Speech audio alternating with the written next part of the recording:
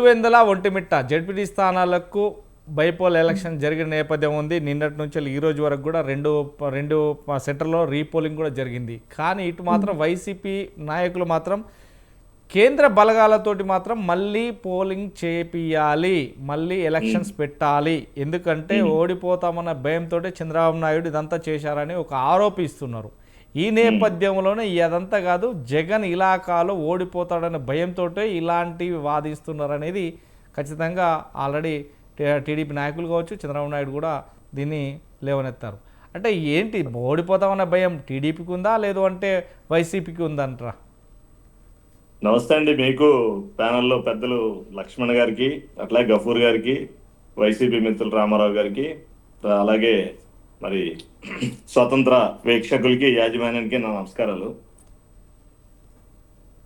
ఓడిపోతామనే భయంతోటో లేకపోతే మేము ఓడిపోయామన్న భయంతోటో లేమండి. ఎందుకంటే వాళ్ళు ఓడిపోతున్నారు కాబట్టి ఆ భయంతో గగ్గోలు పెడుతున్నారు, కేకలు పెడుతున్నారు, గొడవ చేస్తున్నారు, రచ్చ చేస్తున్నారు. ఎందుకంటే ఖచ్చితంగా మేము గెలుస్తున్నాం, ప్రజాస్వామ్యం గెలుస్తుంది, మేము గెలుస్తున్నాం అనే కంటే ప్రజాస్వామ్యం గెలుస్తుంది, ప్రజలు గెలుస్తున్నారు ఇందులో.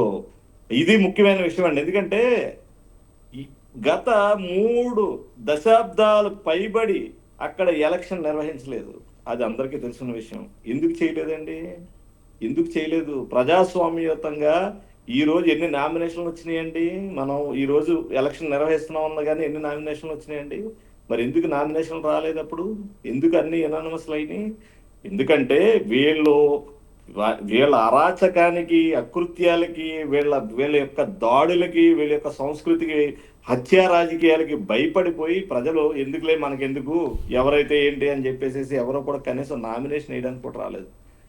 మీరు గత 5 సంవత్సరాల్లో వైసీపీ పరిపాలన, వైసీపీ గవర్నమెంట్ ఏర్పడిన వెంటనే వచ్చినటువంటి స్థానిక ఎలక్షన్లో అసలు ఎంత భయభ్రాంతులు గురి చేశారండి. కనీసం నామినేషన్ వేయనిచ్చారండి ఎక్కడన్నా? నామినేషన్ వేయనిచ్చారా ఎక్కడన్నా? ఎంతమందికి తల్ల పగలగొట్టారు, ఎంతమంది లేడీస్ లోదుస్తుల్లో ఉన్నటువంటి నామినేషన్ పత్రాలు కూడా లాక్కుని పంపించిన రోజులు గుర్తులేవండి వీళ్ళకి. అట్లాగే మీరు ఇందాక మాచర్ల గురించి చెప్పారు. మాచర్లలో ఎంత అరాచకం జరిగింది. మరి బై ఎలక్షన్ చేశారు అసలు? కనీసం క్యాండిడేట్ నిలబడినిచ్చారు అక్కడ. అలాగే తిరుపతి ఎలక్షన్ బై ఎలక్షన్ ఉంది, దానికి ఎక్కడెక్కడి నుంచి ఇప్పుడు ఏదో పక్క నియోజకవర్గం నుంచి తీసుకొచ్చారు, లేకపోతే అక్కడ ఏదో పక్క మండలం నుంచి తీసుకొచ్చారు, అది ఇదని మాట్లాడుతున్నారు. సరే, అది పక్కన పెడదామండి ఒక నిమిషం.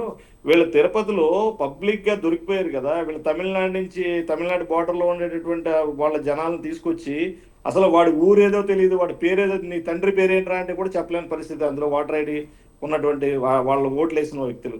వీళ్ళండి ప్రజాస్వామ్యం గురించి మాట్లాడేది, వీళ్ళండి ప్రజాస్వామ్యాన్ని బతికించేది.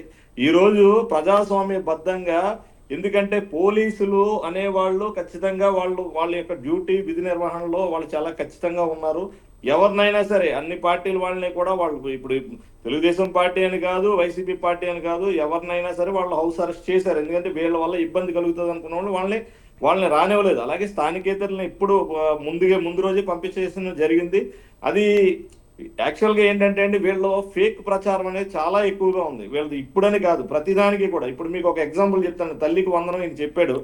రామారావు గారు ఏమన్నారంటే, మేము చాలా మందికి ఇచ్చాం, వీళ్ళు తెలుగుదేశం వాళ్ళు ఇవ్వట్లేదు. 67 లక్షల మందికి ఇచ్చామండి, వాళ్ళు 45 లక్షల మందికి మాత్రమే తల్లికి వందనం వేశారు. అట్లాగే ప్రతిదీ కూడా గ్యాస్ ప్రతి ఒక్కరికే పడ్డది సబ్సిడీ.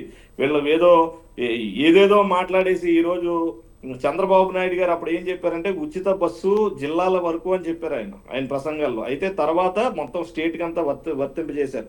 అయితే కొన్ని లిమిటేషన్స్ ఉంటాయి. అంటే ఉచిత బస్సు అనగానే మనకి ఏసీల్లోనూ లగ్జరీ బస్సులు, అంటే వేరే రాష్ట్రాలకు వెళ్ళే బస్సులు అనేవి, అది ఆర్థిక పరంగా కూడా మనం చూసుకోవాల్సిన బాధ్యత ఉంది. కాబట్టి అవి విధి విధానాలను ఖచ్చితంగా మీకు తెలియజేయడం జరుగుతుంది. కాబట్టి ఎక్కడా కూడా తెలుగుదేశం పార్టీ సూపర్ 6 పథకాలు ఏదైతే అమలు చేసిందో అవన్నీ కూడా మాక్సిమం ఇంప్లిమెంట్ అయినాయి. అన్నదాత సుఖీబాబా ఈయన అంటున్నాడండి, సెంట్రల్ గవర్నమెంట్ 7,000 ఇస్తే వీళ్ళు 6,000 జమ చేసి 13,000 వేశారు. ఈ రోజు 20,000 రూపాయలు సంవత్సరానికి వేస్తామని ప్రామిస్ చేసాం. ఫస్ట్ 1 ఇయర్ అయిన వెంటనే ఇప్పుడు 7,000 రూపాయలు, 2,000 రూపాయలు సెంట్రల్ గవర్నమెంట్, 5,000 రూపాయలు స్టేట్ గవర్నమెంట్ జమ చేసి 7,000 వేయడం జరిగింది. ఈ సంవత్సరంలోనే 20,000 రూపాయలు ఖచ్చితంగా రైతుల యొక్క ఖాతాల్లోకి జమ చేయడం జరుగుతుంది. ఎందుకంటే చాలా, ఇప్పుడు చూసారు, ఎక్కడ చూసినా రైతులు 48 గంటల్లో ధాన్యం డబ్బులు వేయడం జరుగుతుంది.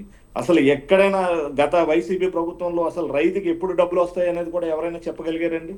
ఇటువంటి ఎన్నో అరాచకాలు, ఎన్నో దాష్టికాలు చేసి ఈ 5 సంవత్సరాలు అయిన తర్వాత వీళ్ళు ఓడిపోయిన 11 సీట్లకు పరిమితమైనా కానీ ఇంకా ఈ అబద్ధాలతోనే వండి వార్చి జనాల్ని ఒక విధంగా ఒక ట్రాన్స్ లోకి తీసుకెళ్లాలనేది వీళ్ళ యొక్క అభిప్రాయం. అట్లాగే ఈయన జగన్మోహన్ రెడ్డి గారు ఈ రోజు ఒక ప్రెస్ మీట్ లో మాట్లాడుతూ చంద్రబాబు నాయుడు గారు గురించి చాలా అంటే అనకూడని పదజాలాలు, తర్వాత రకరకాలైనటువంటి మాటలు మాట్లాడడం జరిగింది. ఒకటి జగన్మోహన్ రెడ్డి గారికి ఒకటి తెలియజేయదలుచుకున్నామండి. ఎవరు ఎప్పుడు పోతారనేది ఎవరికీ తెలియదు.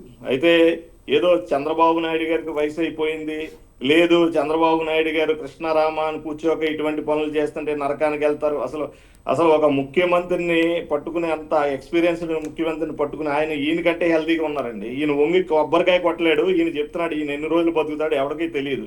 వీళ్ళ తాత పరిస్థితి ఏమైంది, వీళ్ళ నాన్నగారు ఏమైనా కూడా తెలిసి కూడా ఇలా మాట్లాడడం అనేది సమంజసం కాదు. ఎందుకంటే ఎవరు ఎంతకాలం బతుకుతారనేది ఎవరు భగవంతుడు నిర్ణయిస్తారు తప్పించి జగన్మోహన్ రెడ్డో లేకపోతే ఇంకొక వ్యక్తో నిర్ణయించేది కాదు ఇది.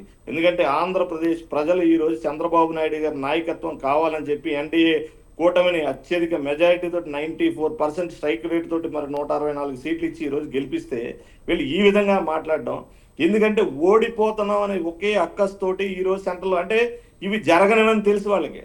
సెంట్రల్ పారామిలిటరీ వాళ్ళతోటి ఫోర్స్ తోటి ఇక్కడ జరిపించడం అనేది జరగదు అని తెలిసి ఈ రోజు అక్కడ జరిగిపోయింది ఇక్కడ ఎందుకంటే ఓడిపోతున్నారు కాబట్టి మొన్న 164 సీట్లు వచ్చినప్పుడేమో ఈవీఎంలో ట్యాంపరింగ్ అన్నారు, ఈ రోజు వస్తున్నప్పుడేమో దౌర్జన్యం చేశారన్నారు. ఈ రోజు ఇంత ఓట్ బ్యాంక్ అంటే ఇంత ఓటు పర్సంటేజ్ పెరిగిందంటే 80+% ఉందంటే ఈ రోజు ఏ విధంగా ప్రజాస్వామ్యం బ్రతికింది కాబట్టి 80% పైన అయిందండి. అక్కడ భయభ్రాంతులు గురి చేసి ఒకవేళ వైసీపీ వాళ్ళని రానివ్వకుండా వేరే వాళ్ళని రానివ్వకుండా అంటే ఎవరిని ఓటేయనివ్వకుండా ఓన్లీ కూటమి ప్రభుత్వం ఇబ్బంది పెట్టేసింది, లేకపోతే వేరే వాళ్ళు ఎవరో ఓటేయలేదు ఓన్లీ వీళ్ళు మాత్రమే వేసుకున్నారని అంటే 80+% ఎలా వస్తుందండి?